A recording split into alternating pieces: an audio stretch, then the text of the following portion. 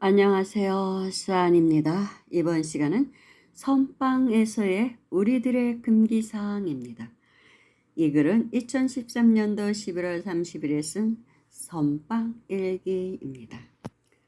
선빵을 찾는 사람들, 그리고 선빵에 와서 머무는 사람들.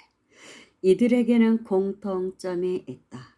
이들은 거의 대부분 기복 종교부터 시작하여 여기까지 왔다는 것이다. 그래서 종교에 대한 이론과 종교단체의 실상을 너무 잘 알고 있다. 나름대로 단전호흡이나 윗발사나 기공수련, 단식수련, 요가수련 등을 거쳐왔으며 전국의 선방을 여기저기 다녀봤고 내노라하는 선지식들을 만나본 사람들이다. 그래서 어줍지 않게 진리에 대해서 아는 소리를 하면 웃음꼴이 된다.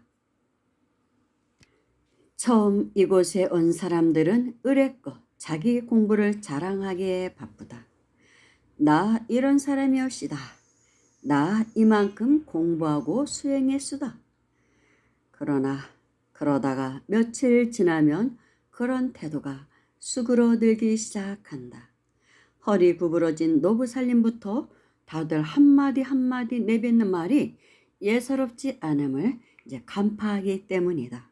공양간에서 허드렛 일을 하는 사람이라고 내려봤다가는 천철살인같이 한 방 먹기 마련이니까. 다들 개성들이 강하고 자존심도 강하고 자기 삶에 대한 주관이 뚜렷한 사람들이기 때문에 서로 상대편을 자극하지 않으려고 노력한다. 서로를 너무나 잘 알기 때문에 상당히 조심하며 산다고 보면 된다. 가령 누군가에게 당신은 교만하신 것 같습니다. 이렇게 말했다가는 1초도 걸리지 않고 되받아치는 화살을 맞아야 한다. 그렇게 말하는 당신도 교만하니 제 교만이 보이는 것 아니겠습니까? 누구나 내 안에 없는 것은 볼 수가 없지요. 내 안에 교만이 있으니 남의 교만도 보이는 것이지요. 내 앞에 펼쳐지는 모든 것은 나의 모습 아닙니까? 자신에게 속지 마세요. 이렇게 나올 것이 뻔하기 때문에 될 수 있으면 충고 같은 것 안 하려고 노력한다. 한 번은 제법 공부가 되었다고 스스로 생각한 보살님이 처음 이곳을 찾은 분에게 선에 대해서 가르치려고 달려드셨다가 크게 혼난 일이 있었다. 이곳은 처음이지만 저도 이미 할 만큼 한 사람 이외에다 어줍지 않게 누굴 가르치려 드십니까? 하고는 튕겨나가 버렸다. 사실은 두 분 다 문제라고 봐야 한다. 화를 낸 분도 자신에게 상이 많이 있으니 그 상에 상대편의 말이 부딪힌 것이고, 섣불리 남을 가르치려 한 보살님은 일단 공부가 제대로 되어 있지 않았다는 결론이었다. 공부가 된 사람이면 상대편을 파악하지도 않고 어설프게 가르치려고 들지는 않으니까.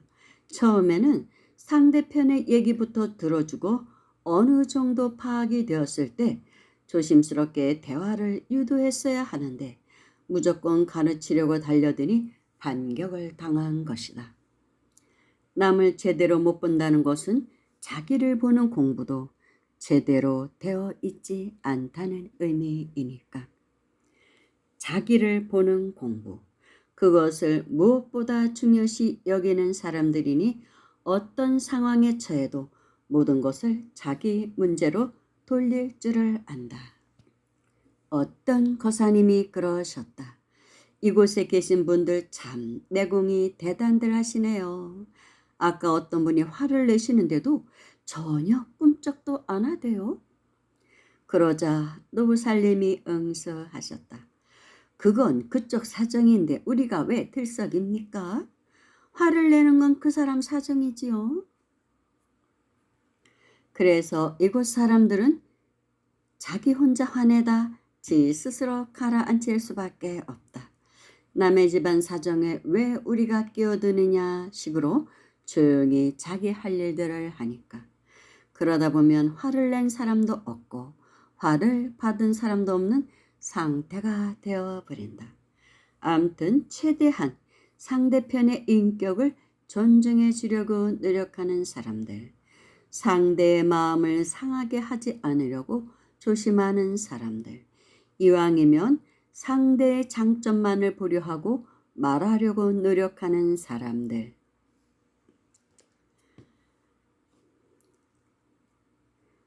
내 얘기보다는 상대의 얘기를 들어주려고 노력하는 사람들, 아니 내 것을 내놓기보다는 상대의 것을 내놓기를 바라고 그것을 배우려는 사람들, 그래서 도반이라기보다는 이제는 가족같이 느껴지는 사람들이다.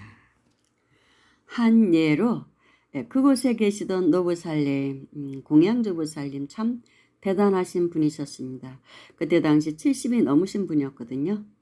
이분이 세속에서 교사 출신입니다. 그러다가 이제 남편도 돌아가시고 자녀들은 다 결혼했고, 그래서 자녀들하고 살고 싶지도 않고 이제 노후를 선방에서 공부하면서 큰 스님 밥 지어드리고 농사 지으시면서 사시려고 들어오신 분이에요. 몇 년 되신 상태였어요, 그분이. 그런데 한 번은 이제 휴가 갔다 집에 갔다가 올라오시는데 어떤 거사님이 이제 공부하러 오신 거사님인데 산에서 이렇게 산 밑을 내려보니까 이 보살님이 뭔가를 등에 지고 낑낑 하면서 올라오시는 것입니다. 그러니까 얼른 내려가셨겠죠. 짐을 받아 들으려고. 근데 깜짝 놀란 거예요. 그 짐이 뭐냐 하면 노트북이었습니다. 아주 큰 노트북을 등에 지고 올라오시는 거예요. 그래서 이제 이 거사님이 저에게 너무 자기는 감동 먹었다. 70 넘으신 노부살님이 노트북을 등에 지고 올라오시는 그 모습. 방을 열어보면 큰 노트북, 눈이 안 좋으시니까 연세가 드셔서 노트북도 컸어요. 크게 이제 글씨 확대해서 공부하고 계십니다. 참 보기 힘든 모습이죠. 정말 굉장히 괜찮으신 분이었어요. 그래서 뭐 스님한테 이제 용돈이라고 이제 스님이 그냥 밥 얻어 드시기가 너무 죄송스러운 거예요. 노부살님에게. 이제 그때 큰 스님하고 나이가 비슷하셨어요. 사실은 도반 나이인데 이제 법으로 볼 때는 이제 스승과 제자 사이인 것이죠. 그래서 용돈이라고 좀 주셨습니다. 그러면 그거 받아가지고 절에 다 보시했어요. 오히려 더 보태서, 경제적으로는 좀 여유가 있으신 분이었어요. 다 절에 뭐 정말 반찬거리 같은 거, 절이 너무나 가난하니까 스님에게 반찬 사달라고 이렇게 말하기가 곤란한 거예요. 그러니까 당신 돈으로 다 하셨어요.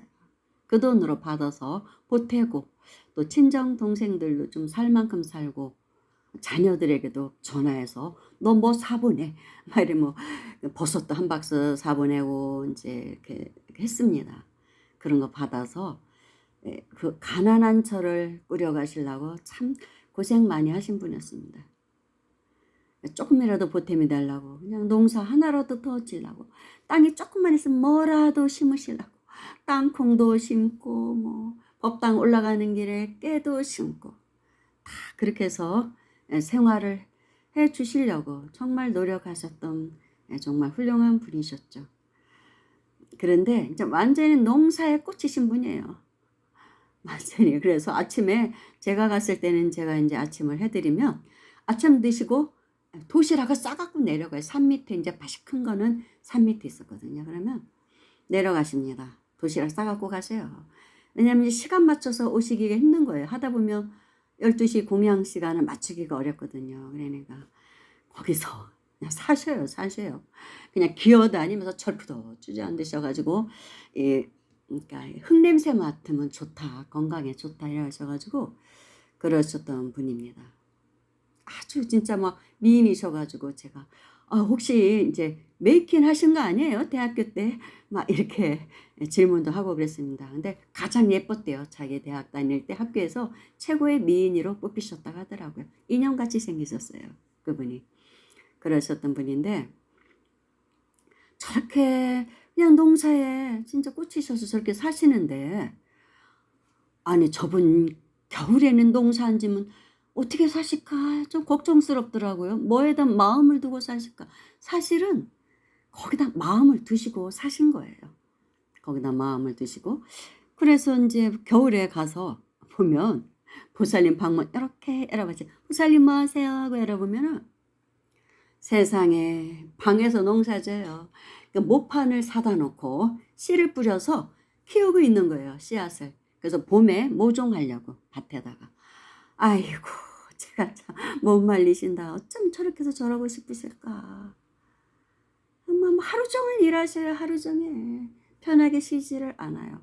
그래서 인제 그걸 불만하시는 분도 있었어요. 노부사님 저렇게 일을 하시니까 젊은 사람들이 방에 있기가 좀 곤란하죠.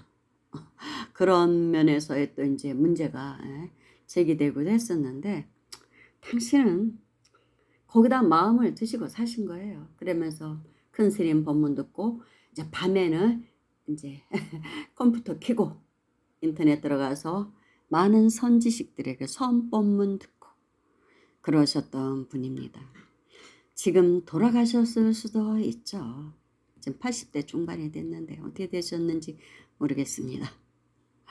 제가 그 후에 이제 떠나면서 그냥 뭐 어떻게 하다 보니까 이제 핸드폰이 망가지고 가면 그냥 전화번호를 계속 바꾸고, 제가 인연을 이렇게 정리하는 스타일이었기 때문에 자꾸 또 전화도 오고 와서 또 봉사해 달라 막 그런 전화도 오고 그러니까 제가 의도적으로 이제 끊었던 것도 있습니다. 또 다른 도량에 가서 어디에 한 군데 이렇게 매이는 걸 제가 싫어했거든요. 또 다른 데 가서 또 살아봐야죠.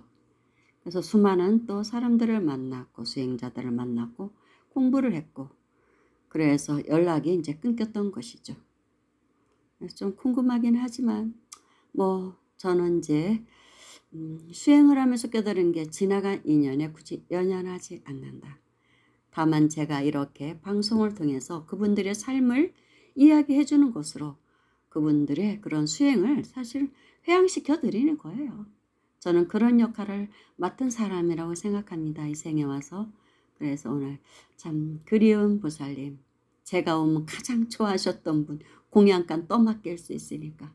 그리고 당신은 당신이 좋아하는 농사만 지을 수 있으니까 그랬던 보살님이십니다. 그립기는 합니다. 네, 여기까지 하겠습니다. 감사합니다.